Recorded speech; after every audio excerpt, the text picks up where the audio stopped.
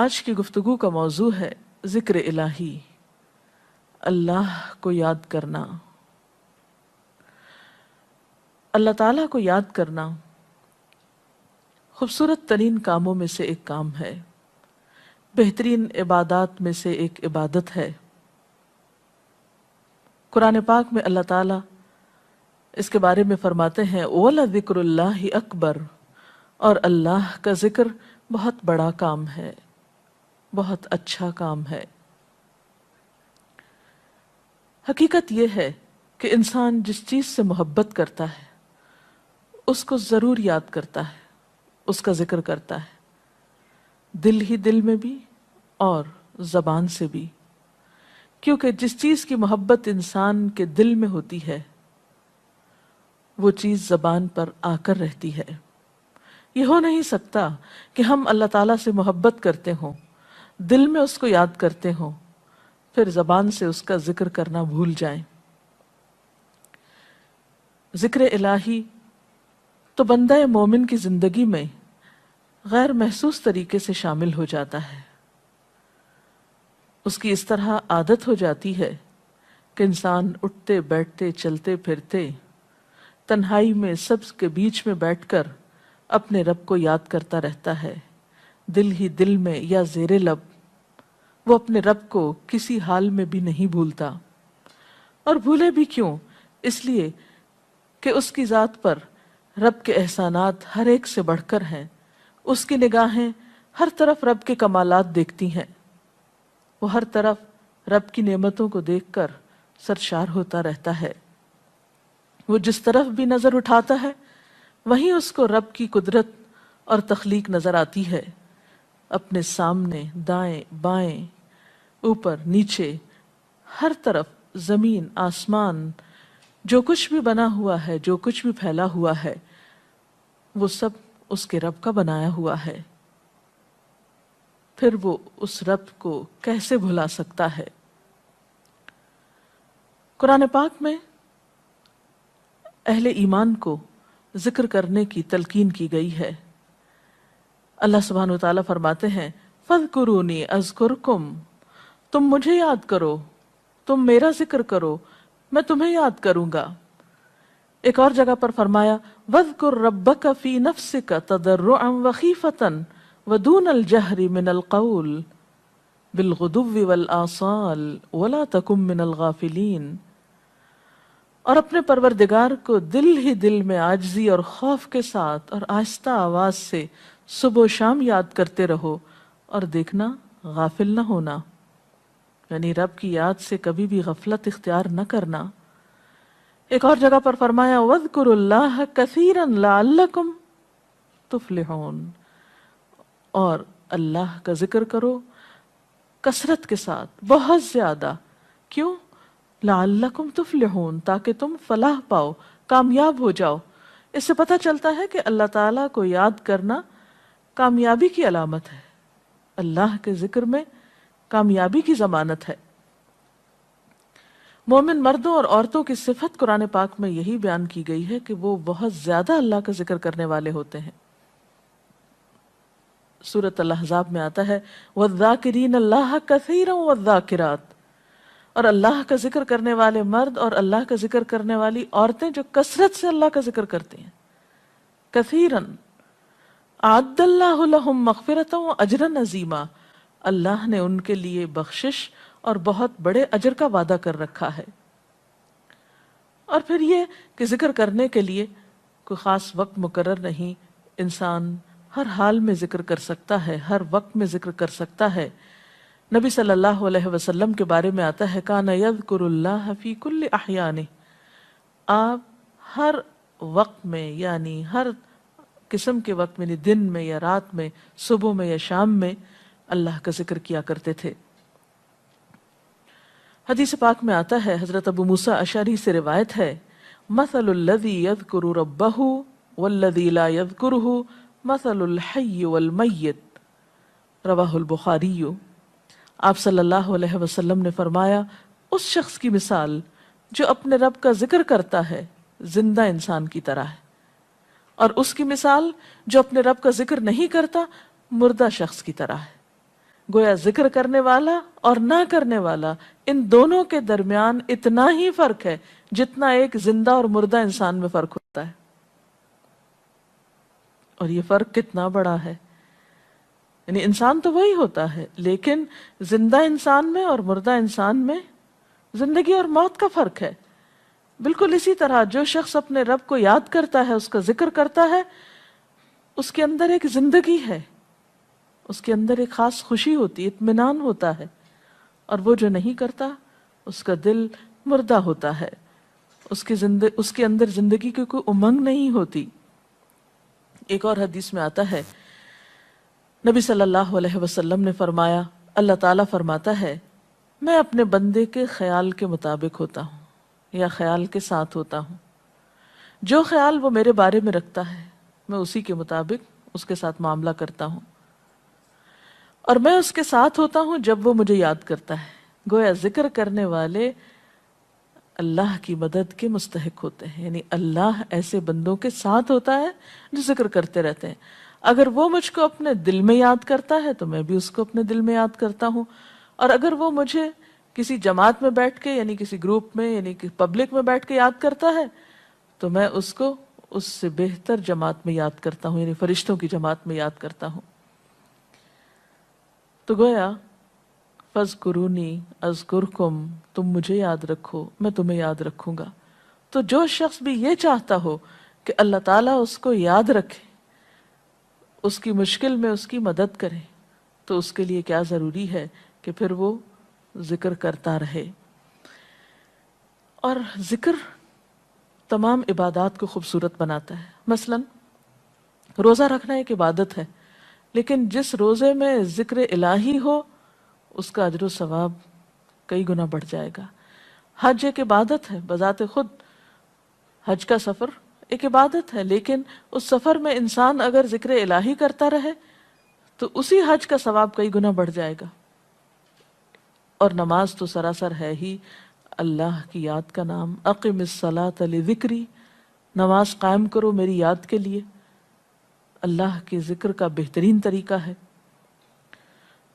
ایک اور موقع پر آپ صلی اللہ علیہ وسلم سے جب یہ پوچھا گیا کہ سب سے اچھی نماز کس کی، سب سے اچھا روزہ کس کا، سب سے اچھا حج کس کا، سب سے اچھا مجاہد کون، تو آپ صلی اللہ علیہ وسلم نے ہر بار یہی جواب دیا کہ جو اپنے ان کاموں میں ذکر الہی کثرت کے ساتھ کرے. اور ذکر کرنے والے ہر میدان میں آگے نکل جاتے ہیں. حدیث پاک میں آتا ہے نبی صلی اللہ علیہ وسلم نے فرمایا مفردون سبقت لے گئے. لوگوں نے پوچھا کہ یہ مفردون کون ہیں؟ فرمایا وہ مرد جو کثرت کے ساتھ اللہ کا ذکر کرتے ہیں اور وہ عورتیں جو کثرت کے ساتھ اللہ کو یاد کرتی ہیں. اور یہاں آپ نوٹ کر رہے ہیں خاص طور پر مردوں کے ساتھ ساتھ عورتوں کا ذکر بھی ملتا ہے. حضرت عبداللہ بن بصر فرماتے ہیں کہ ایک شخص نے عرض کیا یا رسول اللہ صلی اللہ علیہ وسلم، بے شک اسلام کے احکام مجھ پر بہت ہیں، یعنی ذمہ داریاں بہت ہیں، کرنے کے کام بہت ہیں. آپ مجھے کوئی ایسی بات بتائیں جسے میں اپنے لیے لازم کر لوں، یعنی میرے لیے آسان ہو اور میں پابندی سے کر سکوں. تو آپ صلی اللہ علیہ وسلم نے فرمایا لا یزال لسانک رطبا من ذکر اللہ، کہ ایک چیز پابندی سے پکڑ لو، اور وہ کیا کہ تیری زبان ہمیشہ اللہ کے ذکر سے تر رہے، ہر دم اللہ کو یاد کرتے رہو. اور یہ حقیقت ہے کہ انسان کوئی بھی کام کر رہا ہو، مثلا خواتین کھانا پکا رہی ہیں، گھر صاف کر رہی ہیں، واک کر رہی ہیں، کوئی بھی کام کر رہی ہیں اس طرح کا، تو اس میں ساتھ ساتھ اللہ کی یاد کرتی رہیں. سبحان اللہ، الحمدللہ، اللہ اکبر، استغفر اللہ، لا الہ الا اللہ، ان اذکار کا ورد کرتے رہیں، تو اس میں کام بھی ہوتا رہے گا اور اس کے ساتھ ساتھ اللہ کی یاد بھی ہوتی رہے گی. خصوصی طور پر دو کلمات ایسے ہیں جن کے بارے میں بہترین اجر کی خوشخبری سنائی گئی.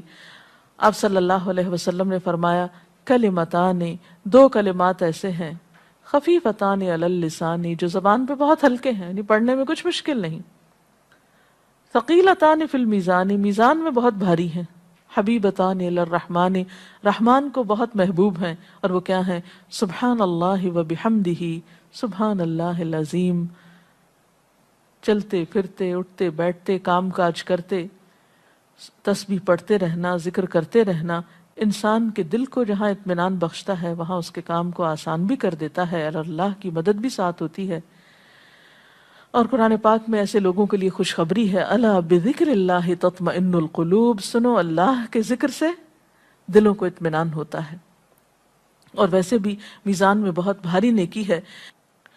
ایک حدیث میں آتا ہے کہ رسول اللہ صلی اللہ علیہ وسلم نے لوگوں سے پوچھا، کیا میں تمہیں نہ بتاؤں کہ تمہارے اعمال میں سب سے اچھا عمل، سب سے پاکیزہ اور تمہارے درجات کو سب سے زیادہ بڑھانے والا، اور جو تمہارے لیے سونے چاندی کے خرچ کرنے سے زیادہ بہتر ہو، اور اس سے بھی بہتر ہو کہ تم اپنے دشمنوں سے ملو، ان کی گردنیں تم مارو اور وہ تمہاری گردنیں مارے، تو کیا ایسا عمل نہ تمہیں بتاؤں؟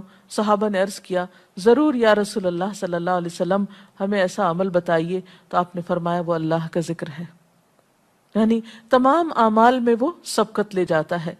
اسی طرح ایک اور حدیث میں ہے، رسول اللہ صلی اللہ علیہ وسلم نے فرمایا کہ جب بھی کچھ لوگ بیٹھتے ہیں اور وہ اللہ کا ذکر کرتے ہیں، یعنی کسی مجلس میں اکٹھے ہو کر بیٹھتے ہیں، تو اللہ کی رحمت ان کو ڈھانپ لیتی ہے، ان پر سکینت نازل ہوتی ہے، اللہ تعالیٰ ان کا اپنے ہاں ذکر کرتے ہیں۔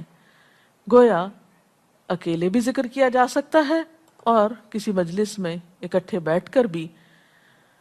پھر اسی طرح صبح و شام بھی، جیسا کہ قرآن پاک میں آتا ہے، وَسَبِّحْ بِحَمْدِ رَبِّكَ قَبْلَ طُلُوعِ الشَّمْسِ وَقَبْلَ غُرُوبِهَا، اپنے رب کی تسبیح بیان کرو سورج نکلنے سے پہلے اور اس کے غروب ہونے سے پہلے۔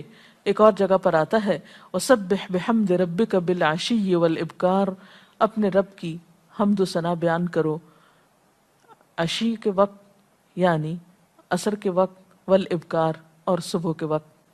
عشی کا لفظ جو ہے یہ زوال شمس سے غروب شمس کے درمیانی وقت کو کہتے ہیں۔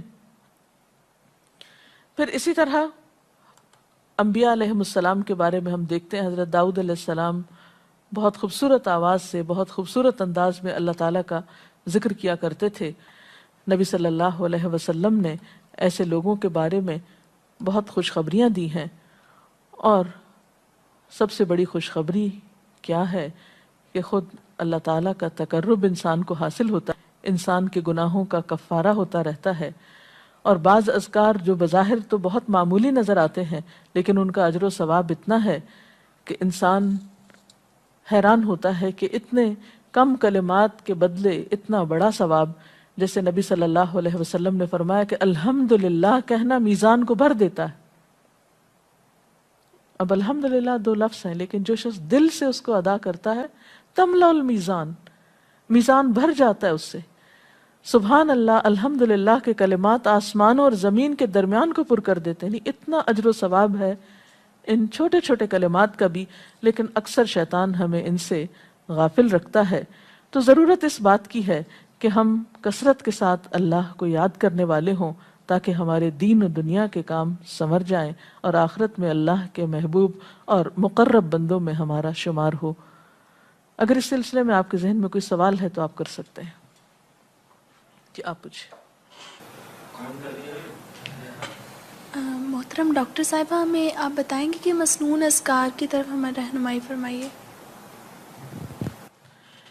بہت سی کتابیں ایسے ہیں جس میں نبی صلی اللہ علیہ وسلم سے ہر موقع کی مناسبت سے اذکار مذکور ہیں۔ مثلا آپ دیکھیے کہ آپ صلی اللہ علیہ وسلم جب نیند سے بیدار ہوتے تھے تو اس وقت اللہ تعالیٰ کے ذکر سے دن کا آغاز کرتے تھے۔ صبح کے وقت الحمدللہ الذی احیانا بعدما اماتنا والیہ النشور۔ پھر اسی طرح بستر سے اٹھنے کے بعد انسان اپنے قضاء حاجت کے لیے اگر واش روم میں جاتا ہے تو اس وقت بیت الخلاء میں داخل ہونے کے وقت کا ذکر ہے۔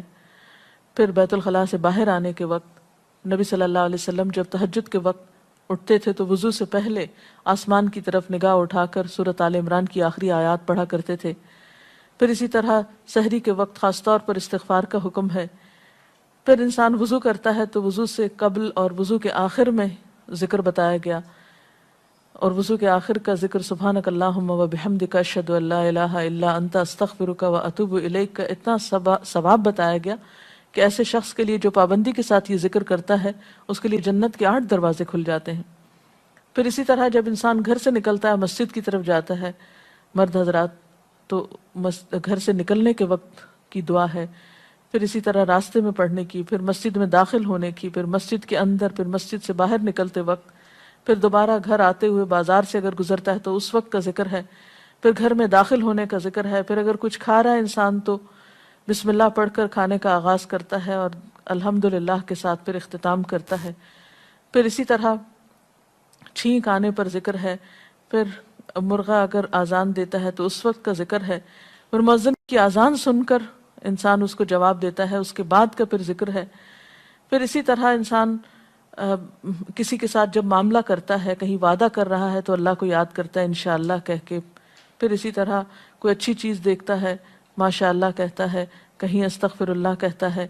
تو بندہ مومن کی زندگی کا کوئی مقام اور کوئی موقع ایسا نہیں جس کے بارے میں نبی صلی اللہ علیہ وسلم نے کوئی نہ کوئی خوبصورت انداز کا ذکر نہ سکھایا ہو۔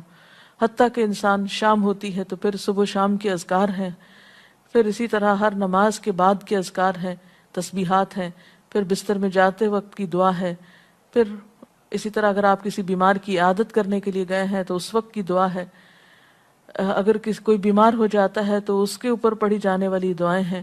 یعنی کوئی بھی زندگی کا گوشہ ایسا نہیں جس میں ذکر الہی کی طرف ہمیں متوجہ نہ کیا گیا ہو۔ اور حقیقت یہ ہے کہ انسان جب اس دنیا سے رخصت ہوتا ہے اور اگر لا الہ الا اللہ پر اس کی موت آتی ہے تو انشاءاللہ اس کے لیے بشارت ہے جنت میں جانے کی، لیکن یہ اسی وقت ہو سکتا ہے جب ہم اپنے عام حالات میں ذکر کے عادی ہوں۔ یہ نہیں ہو سکتا کہ عام طور پر ہم غافل رہیں اور اچانک موت کے وقت ہمیں یاد آ جائے۔ اور بات یہ ہے کہ جس خیر پر انسان دنیا سے رخصت ہوتا ہے اسی پر پھر قیامت کے دن اٹھایا جائے گا، اس لیے ذکر کو اپنی عادت میں شامل کر لینا چاہیے۔ جی آپ پوچھیے۔ ذکر اور دعا میں کیا فرق ہے؟ کیا دعا بھی ذکر میں شامل ہے یا ذکر اور دعا دو مختلف چیزیں ہیں؟ ذکر اور دعا دونوں ایک ہی چیزیں ہیں۔ ذکر کا مطلب ہے اللہ کو یاد کرنا۔ بعض اوقات انسان صرف دل میں یاد کرتا ہے، زبان سے نہیں بھی دہراتا تو وہ بھی ذکر شمار ہوتا ہے۔ بعض اوقات انسان کوئی مسنون کلمات کہتا ہے، بعض اوقات اللہ تعالیٰ کی تعریف اپنی زبان میں بیان کرنا، یہ بھی ایک طرح سے ذکر کرنا ہوتا ہے۔ اور دعا میں خاص طور پر کسی چیز کا مطالبہ کیا جاتا ہے، یہ کچھ مانگا جاتا ہے اللہ تعالیٰ سے۔ یعنی ہر دعا ذکر ہے لیکن ہر ذکر دعا نہیں ہوتی۔ ذکر کی کئی قسمیں ہیں جن میں سے ایک دعا بھی ہے۔ جی آپ پوچھیں۔ کیا ذکر کے لیے ہر وقت باوضو رہنا ضروری ہے؟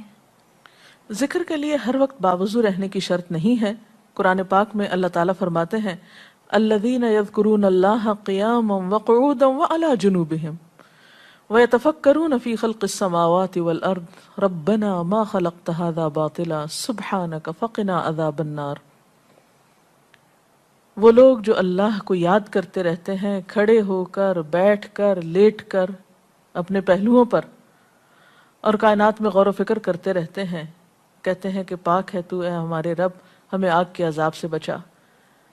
تو اس سے یہ پتہ چلتا ہے کہ انسان بیٹھ کر، چلتے پھرتے اور لیٹ کر بھی اللہ کو یاد کر سکتا ہے۔ اب لیٹنے کی حالت ایسی جس میں سونا بھی شامل ہے، تو سوتے ہوئے اگر انسان ڈر جائے یا کوئی برا خواب ہے تو اس وقت بھی ذکر کرنا، مسنون ذکر موجود ہے۔